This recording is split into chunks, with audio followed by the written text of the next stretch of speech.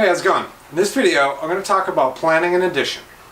How do I get started with building an addition?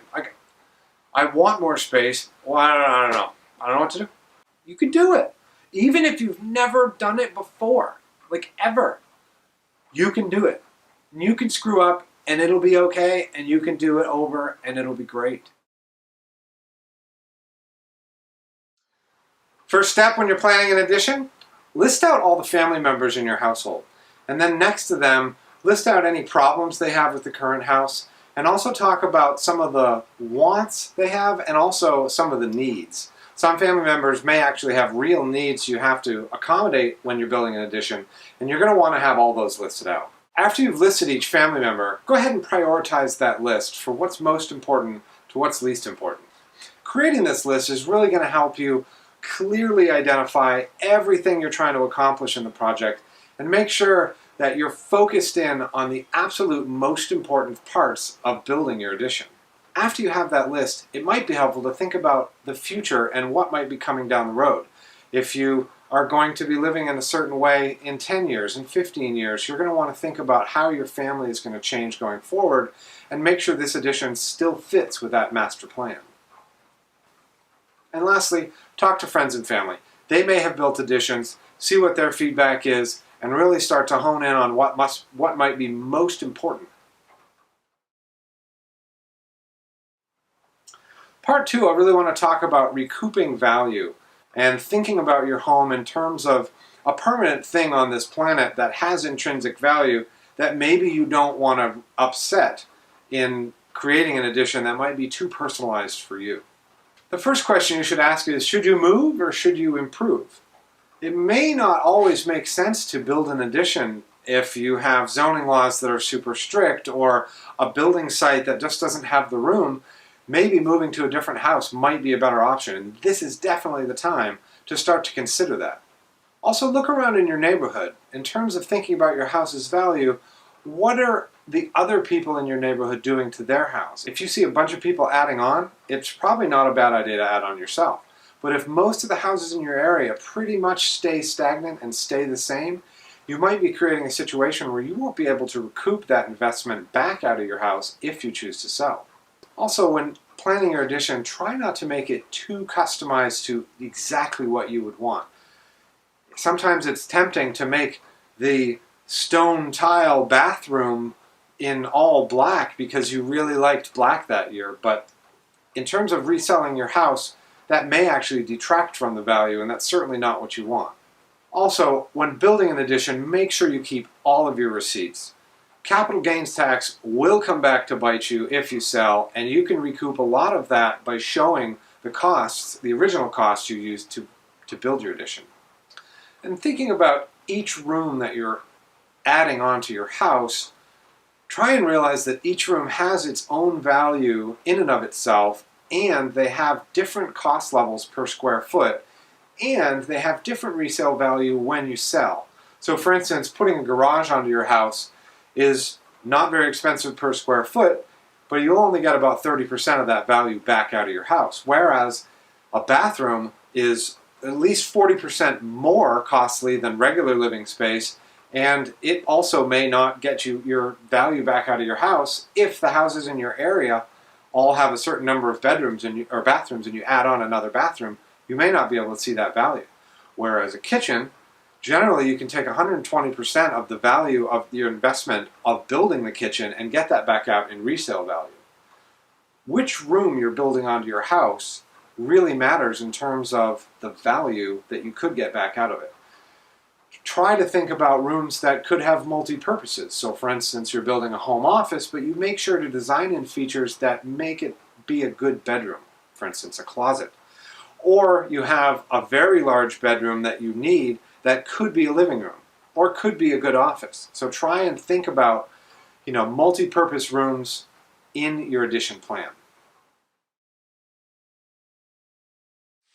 Part 3, you got to think about how you're going to pay for this. You want to think about what it's going to cost to build the addition. And the best way to do that is to either find a general number per square foot in your area, Or the best way is to just go out and get real quotes from contractors. And I know that's hard before you get a design, but do your best to find out what their labor rate is or what a per project cost would be per square foot, and that'll give you a good head start on how to estimate those costs. It's always hard to pay for something, especially a project this large. There are lots of options. Make sure you do your research. I couldn't possibly list all of them here. You can refinance your house. You can get a home equity line. You can get a home equity loan. You can get a construction loan. You can borrow money from friends. You can sell your left kidney, or your right kidney for that matter. I can't possibly speak to all of them and what works for your situation, but do your homework. There are a lot of options out there that could really benefit you when considering building an addition. In this part, I want to talk about the labor involved with building an addition. Some of the things to think about are, do I want to do any of the labor? And if you do, it might be helpful to run down these questions when you're thinking about each individual task that you might be willing to tackle yourself.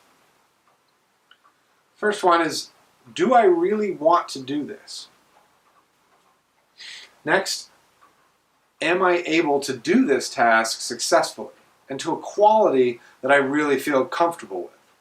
Do I have the time to do this task? Do I have the tools to accomplish this task? Can I save enough money doing it myself to justify doing the task? How will this affect my household and my role in the family? If you're spending a lot of time doing this task and you're being taken away from your family, how is that going to affect you and them? Is there some other benefit to doing it yourself? For instance, you have a certain design aesthetic that you couldn't translate well enough to someone, or you have ideas that you want to put in place but you can't quite communicate them, and you know it would be quicker to just do it yourself. Maybe that's something you want to think about. This next part, we need to talk about design. When it comes to design, there are lots of different options. Certainly you can design something yourself, and you may have the type of eye that can really pull that off well, and you may not. And there's certainly no harm in trying. And it's also worthwhile trying to design it yourself because it really helps you mentally step into the place before you ever start building. And sometimes when you hire somebody and say, please come up with a design for me, they give you the design, you're like, oh, that's cool, and you're wowed by the graphics and how it looks and everything, but you haven't actually stepped into the space mentally to think, oh, that's totally not going to work. Take it on yourself, design it, play around with it, have fun with it, and really step in there mentally. It also really helps because you're able to hand something to a designer when you've either given up or you're just like, I can't quite come up with what I want. You're able to hand something to a designer and say, this is what I'm thinking. And they'll be able to run with that so much faster. There are lots of people involved in design, and lots of design as part of an addition. You know, there are engineers, mechanical, civil, electrical. There are architects. There's so many different people that are highly specialized. Landscape designers, interior designers, kitchen and bath designers. Think about the parts of your addition that you want absolutely perfect and the parts that you can afford, and think about hiring people to do those specific tasks and then maybe taking on some of the things that you care less about. The next part I want to talk about the legal aspects of building an addition. You really need to think about zoning. Where you are, there are going to be regulations. Your state may have codes. Your fire district may have codes. Your town is going to have zoning codes. Make sure you do your homework. And that's maybe a good place to start, is find out what's required beforehand, and even if it's possible, before you invest too much time and effort into everything else. The next part I want to talk about site planning. Obviously, the place where your house is sitting is critical to thinking about designing an addition. Sun, wind, cars, and neighbors, right? So where is the sun? Think about how you're going to be in your space during what times of the day and where the sun is going to be during those times. That is critical to understanding the feeling of the room in terms of color temperature, but also sunlight and heat and just how you like to use your space. You wouldn't put a sunroom on the north side of your house. You have to think about that. You would. But you also want to think about your dining room. Or if you're making a breakfast nook, do you really want that on the west side of your house where it's going to be dark in the morning? So make sure you take into account the position of the sun and what the purpose of the room is that you're using and how it'll feel during those times. Take into account wind. Wind is going to come through and next to and over top of your site. And if you plan on having windows open during this certain time of day, during this certain season, make sure that you don't have an obnoxious amount of wind coming through. Think about cars around your site. Where are they driving? What times of day? What windows do you want facing the road versus what windows do you want not facing the road? And what are the purposes of those rooms? Think about the slope of your property. If you have an intense slope, building on the top side means totally different things than building on the bottom side. So really think about how you can use the slope of your site to your advantage and creating extra spaces maybe for storage or extra spaces that you wouldn't have been able to on other sides. And then when it comes down to designing, really think about your site and may even have to do some research by calling DigSafe. Find out where are the buried electrical lines, telephone lines, gas lines, where's the septic system, where are the water pipes, where are the sewer pipes if you're on town sewer, and where's your wellhead if you have a drilled well. So think about all of those things and draw them into your design from the beginning, because those matter the most when you consider an addition that's going to cause you to break ground and have to expand outward into your yard or into your land. Also think about paved areas or really expensive landscaped areas. You don't want to have to tear apart something that was really expensive to create. The next section, I want to talk about the existing house. Obviously, this is the most important part. It's what exists now. It's what's not working out for you. So there's a lot of things to think about considering your current living space. First, start to think about the internal flow of your house. You enter. You're in what? A mudroom, a kitchen, a living room. You go to where? I go right to the kitchen. I go right to the pantry. I go right to the bedroom. I go right to the office. Think about how you use your house, and then think about how your guests use your house, and ideally what you would like out of that flow. Think about your morning routine. You get up, you walk all the way across the house to the other end of the house to go to the bathroom to take a shower, to walk all the way back to this side to go to the closet, to then get out and go all the way to the kitchen downstairs. Think about the internal flow of your house and how each family member uses it, and if there are ways to improve that flow to solve some of your needs. Consider the key rooms in your house that are really expensive to change. Kitchens, bathrooms, laundry rooms. Those all have plumbing. They have gas lines. They have big 220-volt electrical lines. Those are really expensive to change. So try to think about those in terms of, this won't change, but what else can? My living room space. Can I split it into 2 bedrooms? Can I remove a wall in between the living room and the dining room and make a bigger open space? Can I think about combining 2 bedrooms into a living room and then doing something over the garage? Can I change the attic? There are lots of things to think about with the current rooms in your house, but try to remember the rooms that really are expensive to change. The other really important thing to do is locate all of your bearing walls. What that means is the load of your house, either your second story, your attic, your roof, any snow on your roof, the load comes down through the structure in different places and in different ways in a lot of different houses. You need to identify the bearing walls. That will help really steer your design and what you can change and what you feel comfortable changing and what you can't. Take a hard look at your house and think about ways to add on that don't require breaking ground, that don't require putting in a foundation, putting in footings, backfilling, all of the things associated with expanding outward into your yard. Try and think about ways you can add onto your house without doing that. Some of those ways are bump outs. So a little kitchen nook that just bumps out a little bit, that adds just a little bit of space. Maybe you can change your attic space to be more useful living space. Sometimes in cape houses you have knee walls. Consider putting in dormers, making an additional space inside current rooms. Consider a shed dormer on a cape style house to give you a full height wall the entire length. Think about converting garage space. If you have a current garage that you're underutilizing, think about converting that to living space and parking outside. it might be cheaper to build a garage down the road if you have an immediate need for living space and just convert your garage. So the next part I want to talk about is drawing it out. And arguably the most fun part, and the part that everybody skips to, is just drawing it out. Totally fine. Do it. Draw it out. You start off by measuring your current house. Get the width, get the length, get every L, every bump out, every section, and measure it all out as accurately as you can. Also, think about the foundation. Sometimes the siding will come down and the foundation will actually be set in a little bit. Try and get that measurement, because that is an important measurement for when you're adding to an existing wall. Try and measure everything you can. So you get the width and height, start to get your walls, and start from a corner and work your way around the house. So you start from the corner and you work your way down the wall, and if you hit a door, measure the door. This door starts at 72 inches from the corner. Got it. Then measure the next piece. Maybe it's a window. Measure from the corner to the window. That window is at 112. Okay, got it. And then measure inside the inside corner. Okay, bam.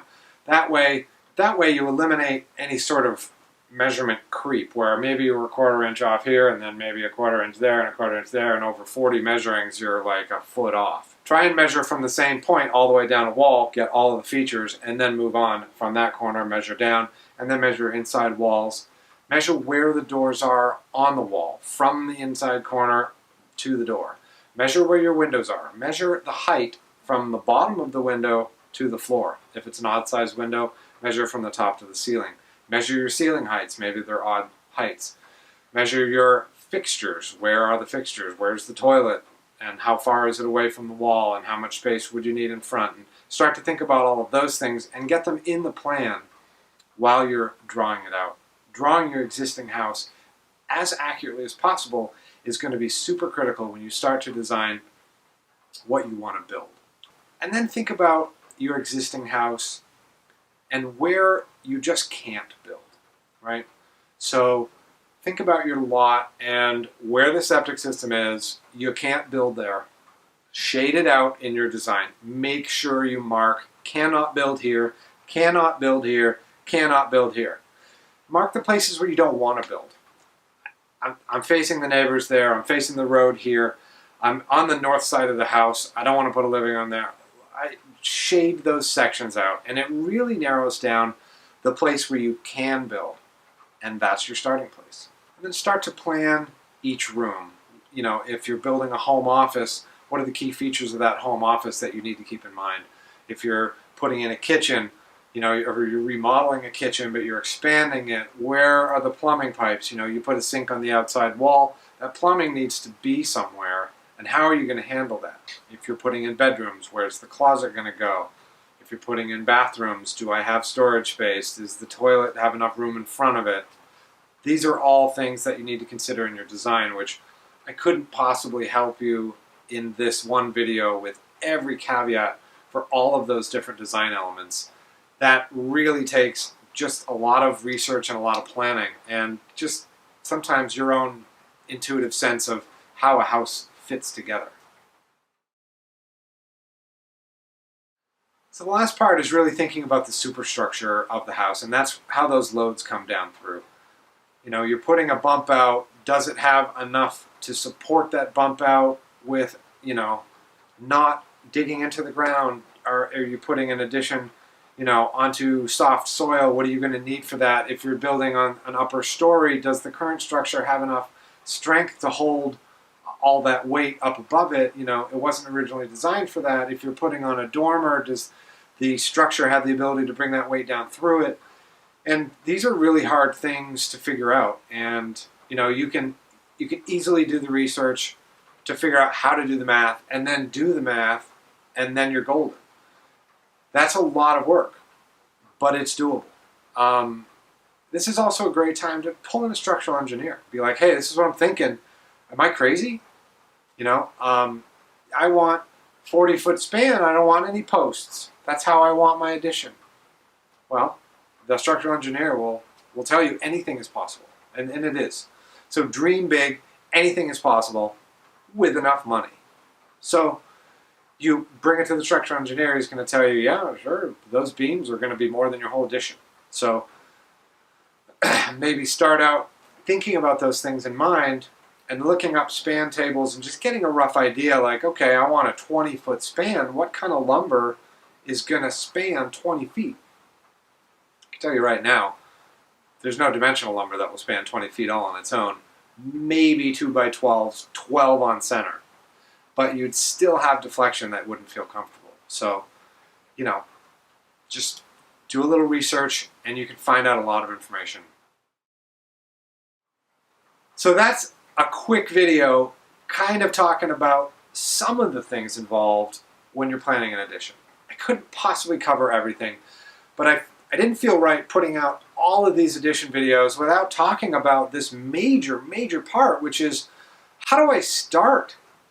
How do I get started with building an addition? Like, I want more space. Well, I don't know. I don't know what to do. So I wanted to put this together as just a quick outline to help you at least target some of the next steps. So down in the description, I'll have bullet points and they'll link directly to the time in this video talking about the individual items that I went over. And I hope that this gives you the confidence to want to tackle some of these things yourself. You know, that's what my entire channel is about. I want to put stuff out there and just show people, yeah, you can do this. You can do it. Even if you've never done it before, like ever, you can do it. And you can screw up and it'll be okay, and you can do it over and it'll be great. And that's what this channel is about. I hope you enjoyed the video. Please like and subscribe. It helps out tremendously. There's also a way to like click it and make sure you get every email or every notification. Do that too. I don't remember how to do that. Otherwise I would say, oh, here's this thing and do this. Thanks for watching, and we'll see you next time.